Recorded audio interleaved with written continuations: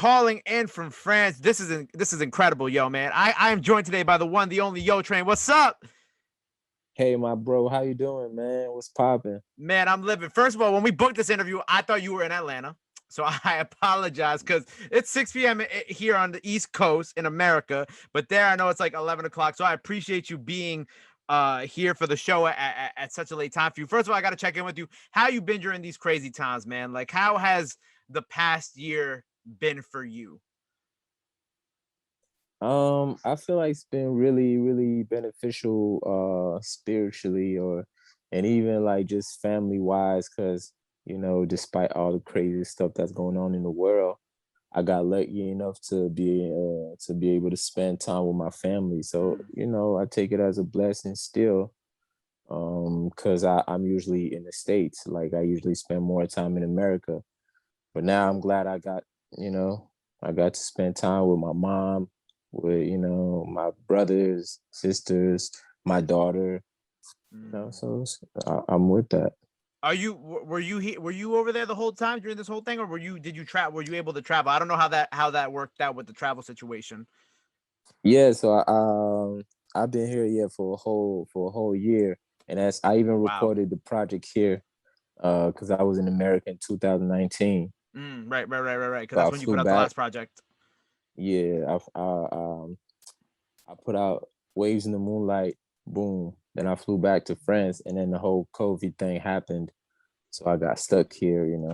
Well, this Time and Space album, man, it's incredible. It's like from top to bottom.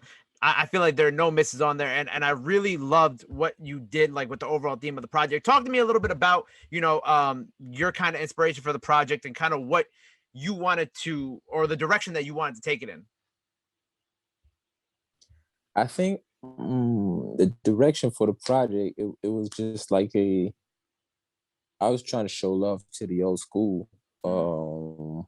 by like taking some of their inspiration, like what the core like of R&B, and making it my own.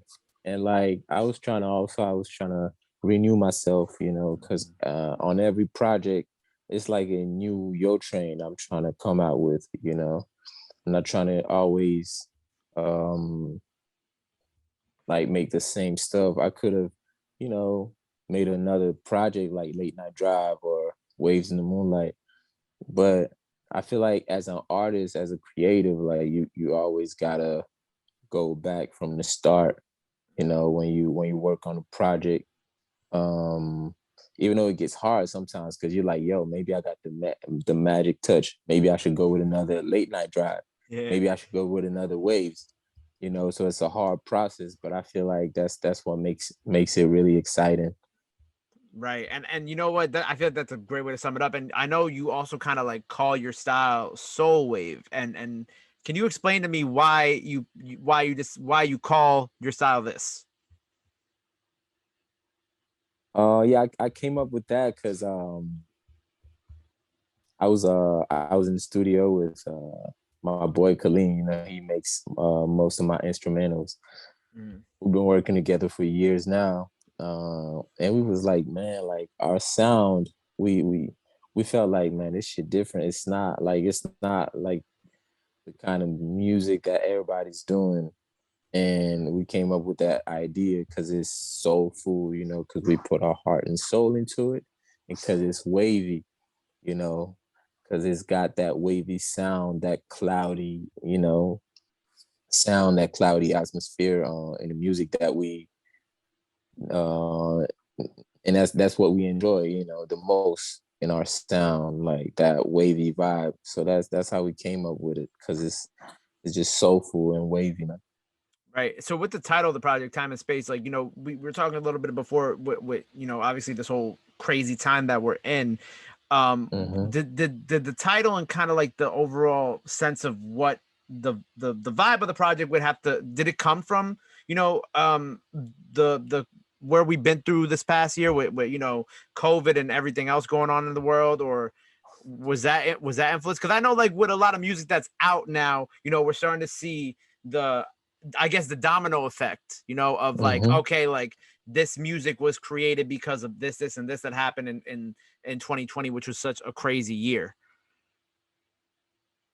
Yeah, that whole situation definitely um not like it didn't help me make the project, but it had an impact as far as like even like lyrically, because the fact that it made me realize like that time and space is all we have when shit like that happens. Mm-hmm. Um, and also in a relationship, because every time I work on a project, I kind of like isolate myself from like the rest of the world type shit, you know. Mm-hmm. Um, but this time it was even different. It was even way different because I didn't have a choice, you Right. know.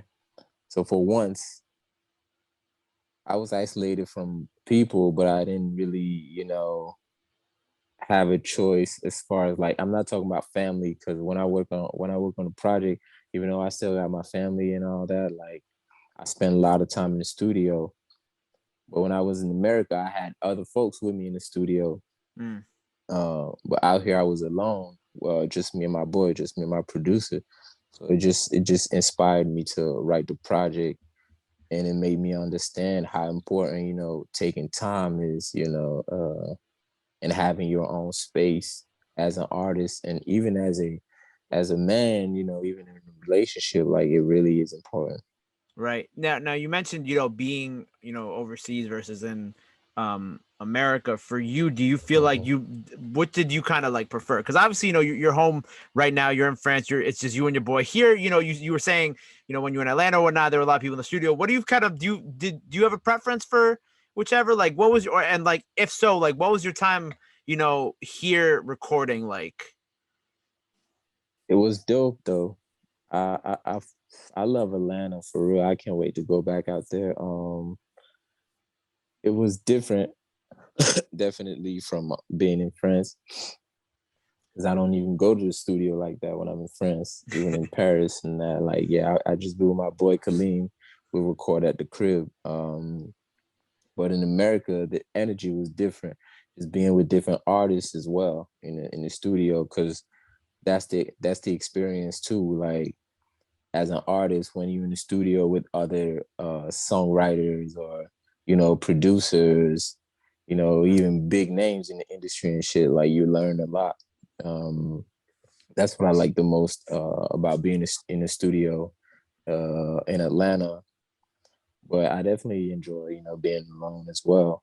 So it depends on like what kind of shit I'm on. It's two different vibes. Right, no, 100%. And when I was reading up about you, I think one of my favorite stories that I've heard about you is the fact that you were kind of like you were inspired to learn English because of the College Dropout, which is this story is amazing. How old were you when you heard the College Dropout, and then like how did that kind of spiral into you being like, I gotta, English isn't my first language, but I'm about to become completely fluent, and then leading into now where it's your primary language to sing in and whatnot. Mm, I was like 12 years old. I was like 12, 13. Mm-hmm. My cousin, he came all the way from Gabon, I remember at the time. He came to study. He was going to college. Boom. And I don't know, he knew a lot more than what we knew in France back in the day, because he was already into that, American culture and all that. I was a stranger to that at the time. I was listening to, I mean, I knew some like the I knew Michael Jackson Of or like course. Whitney Houston, the big names, and I already liked their music, but I wasn't familiar with American urban culture. Mm. You weren't as familiar with Uh, hip hop. exactly. I knew French hip hop, but when he came with that American hip hop, I was like, yo, these guys are so cool. You know what I'm saying? I was like, cause French rap is tough. It's Right. more of like a gangster, like it's more gangster, Mhm. which I did love it when I was a youngin, that tough shit. But American rap had different angles. Yeah. So when he came with that Kanye West College Dropout, And even he explained to me the story back then. He was saying like, yo, he's rapping about, his car accident and like, his story, what happened in his life. I was like, oh, okay, so it's a different kind of rap. He's not just, gang banging or shit like that. It's like luxury rap. I Um, feel like is a good it, way that we describe it, or like it's described as. exactly, exactly. So I really enjoyed it, and then it really made me like want to understand, because Mhm. I was like, yo, the flow is crazy, and you telling me all this, but I want to be able to understand, you know.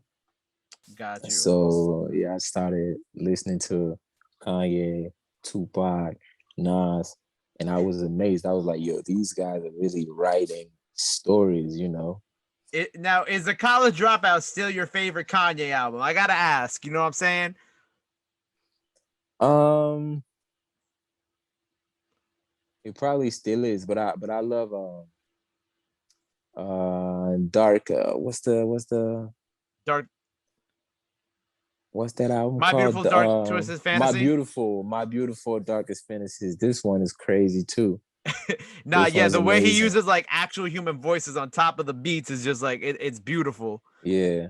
And 808s too. 808 Heartbreak's crazy. I would say But 808s is my Kanye is just favorite. amazing, man. I feel like 808s really changed the game because it kind of 808s and Heartbreaks was kind of like not like the introduction, but it was like kind of it was the lead into people like like Drake who have the singing aspect and then but they also rap at the same time. You know what I'm saying? Like True, you could do a little true. bit of both now, and I feel like 808 and Heartbreaks, of course, in that same time period, T-Pain also came around and it became like this whole they kind of started that trend from that point on. Yeah, he definitely paved the way for a lot of artists, man. I got a lot of respect for Kanye because I feel like he just don't get appreciated the way he should. Like a lot of people talk about a lot of artists, but they Mm. forget to mention Kanye sometimes. They don't understand like how influential he was for, the whole game. And of course, in your career, we who knows if Facts. who knows if you would be here if you hadn't heard the College Dropout. We don't know. Facts. There wouldn't be no Yo Trane, man. And Nah, you know, that's for real. and first of all, thank you for sharing that story with me because I know that that's so like that's such an amazing story because I personally love hearing that as a big Kanye fan myself. Do you take any other inspirations from Kanye's music? Like, is there anything else that like when you might take and drop into your music while we're on the Yeah, topic of yeah, Kanye? yeah. Because he's got a different approach to music. I feel like he always tries to, like I was saying earlier, like he try to renew himself Mm-hmm. on every project, and I take that from him definitely. I take that from Prince as well. Different artists, but Kanye is definitely one of them. Like on every album, you don't know what you're gonna hear. You're not like, oh, all right, this is a Kanye album. It's gonna sound like this. You can't predict that. Right. And you know what? So Yeah. I was looking at your discography, right? Obviously, Mhm. it's a lot of heat. And something I noticed is that you have like you and you could correct me if I'm wrong if I missed something, but you only have like one feature and Mhm. it's Little Baby, right? And so I have to ask Mhm. you why is Little Baby your only feature? Because it's just like I know it's like 2 years ago, but I just think it's funny because I was like at first I was like, all right, he's got a Little Baby feature, awesome, I love the record, and then I was like, wait a second, I think this is his only feature, and then I was just kind of like, I need to know why. Yeah, well, first of all, man, shout out to Lil Baby, man, because I fuck with bro, man. He's been going crazy. Like Insane. he's on fire right now. And first time I heard his music, I really vibe. Like he was one of the first. Like I instantly enjoyed it. I remember hearing it was a freestyle. I don't know if you heard Mm. that one. That shout out my nigga, that's me. So that's the way it happened. I was in Atlanta, and like my manager, he's really close with Coach K. Got you. Yeah, they're really close. Um, so he was in the studio with him, and he was playing some of my records. And Baby was in the studio, so he heard the record, and he was like, "Yo, this shit dope! Like, let me record a track. Let me record a verse to it." Okay. Because at the time I know he was like trying to come up with something different because he had a lot of like tough, hard verses, trap shit, and he was trying to come with something different. Mhm. So he recorded something to it. Boom. Then my manager he came to the crib. He was like, I remember what he said. Hold on, he said, Lil Baby. And I'm like, what you mean? He said, Lil Baby. And I'm like, what you mean, Lil Baby? He said, on which record you trying to put Lil Baby on? Boom. And then we just played some of my records. And I told him, like, Shine Like Beyonce. I was like, yeah, Shine Like Beyonce, baby, we definitely sound crazy on it. And he already had the verse. Right. So it's crazy because I said Shine Like Beyonce and he already had Baby on it. Boom, he Wow. plays the record. So I listened to the track and I was expecting to hear my second verse on the song. And boom, I hear Lil Baby's voice. And I'm like, yo, this shit sound crazy, you know? And after that, we hung out, you know, I spent some time with Baby as well. I went to his video shoots. We went to the club. We spent time in the studio as well. But the way the feature happened, I wasn't even in the studio with him. Wow.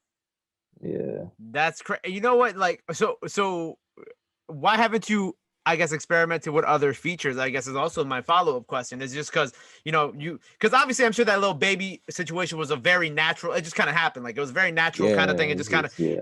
is there a reason why you haven't really, I don't know, I guess, experimented with other artists getting on your tracks or anything like that? No, I feel like it's just because I never really had the chance, let's say the chance to, you know, catch a vibe with an artist and Mm, boom, we just make it happen. Cause the feature with Baby, it happened, but I wasn't even there, you right. know. So I never actually experienced, you know, being in a recording session, you know, with Mhm. another artist where we like, all right, let's make a song together, you know. But Right. I would definitely like that, especially with a female artist, Ooh. you know. But I got some coming definitely on my next project. Right. So let's get into that because that's actually what I was about to ask you next. So what are you already getting ready to drop again this year, correct? So what are we doing? What is this project going to entail? What can the fans expect? What's going on? So this one I decided to just it's gonna be less pressure, you know. Hmm. I'll put less pressure into it because usually when I work on a project, I'm like, all right, boom, you got to come up with a crazy like it's really music is important to me. Okay. So when I started project, I put myself in that zone. I put myself in that character, in that persona where I'm like Yo Trane, you know, because my real name is Yuri. But when Okay. I start writing music, I become Yo Trane, you know, and I Yeah. start writing these stories. But on that one, I'm gonna be more Yuri. On the next one, you know, I'm just be chilling. So it's gonna be more like a beat songs, you know, some club songs as well, Okay. We gonna summer catch a little vibes. vibe with it. Exactly, yeah. So It's you gonna be said more summer chill. vibes. Is this gonna come out before or around the summertime? I'm assuming. Yeah, hell yeah, definitely. I'm trying to be active, man. I'm trying to stay consistent because it's really important in this era, man. Like a lot of music dropping, you want to make sure people don't forget about you, you know? No, facts, 100%. Well, I'm very much looking forward to this, and I also got to ask, do you have any other visuals on the way? Because right now, obviously on your channel, you have a lot of visualizers, a Hmm. lot of lyric videos that I feel like could also just be the entire music video for the song anyway, which I think is super dope. I feel like more people kind of need to get on that wave of doing visualizers because I feel like it's such a great way if you don't have already a music video planned for the record. But do you have any other visuals on the way this year? Anything else we can expect from you visual wise? Yeah, I got two videos coming. I got one for Love Bullet. Okay. So we've been working on that one, and I got a video to So Bad as well. That's coming. And other visualizers too. I got one for I got one for The Weight Feels too. Right, because I edited. feel like that was like Yeah. the last one that you needed to kind of complete the entire project, right? Because it was only, I think we're only missing 3 visualizers or lyric videos or music videos for the project. The project, yeah. That's I was amazing. trying to like, yeah, have visuals for every song. It makes it more interesting. Yeah, then just just like seeing like the single or like the artwork, you know what I'm saying? You get like the full the vibe or like the feel that you were trying to express on the record Hmm. through the lyric video or through the visualizer that accompanies it. Yeah. So before we go, you know what I'm saying? Because I know it's late by you, and I appreciate you taking the time out of your evening to come chop it up with me. Is there anything else that the people got to be in tune in when it comes to Yo Trane in 2021? Do we have anything else on the way? Obviously, the project, more visuals, anything else that you have coming up that we got to kind of keep in tune with or be on the lookout for? Yeah, I got a conceptual project too, because I'm planning to release 2 projects this year. Okay. You know, um, so the next one's gonna be more chill, like I said, for the summer, and then I got another one coming, like around, let's say around September, and this one's gonna be like I'm gonna get back to like that true R&B feel, and there's gonna be some features on that one. But I won't say, Hey. yeah, I won't say who that is, but there'll be some features for sure. Hey, so we gonna have a big year this year, man. I'm excited. Obviously, Time and Space out now. 2 projects on the way. I think that you definitely better put your foot on their necks this year, and definitely, content is key. And I'm excited for these summer records because I'm hoping that we gonna add these to some of my nighttime summer driving playlists. Definitely, man. So I can't wait, yeah, to share it with the world. So it's always exciting, to see people's reaction and how they vibe to the music. Not facts. Well, like I said, I appreciate you being here with me, so late your time. Let the people know where they could follow you at. Anything else, messages for your fans, anything else you want to plug in. Now is the time to do it. For sure, man. Y'all can follow me on Instagram. My Instagram's Yo Trane, YOTRANE. Same thing on Twitter, YouTube as well. And y'all can vibe with me on Spotify too.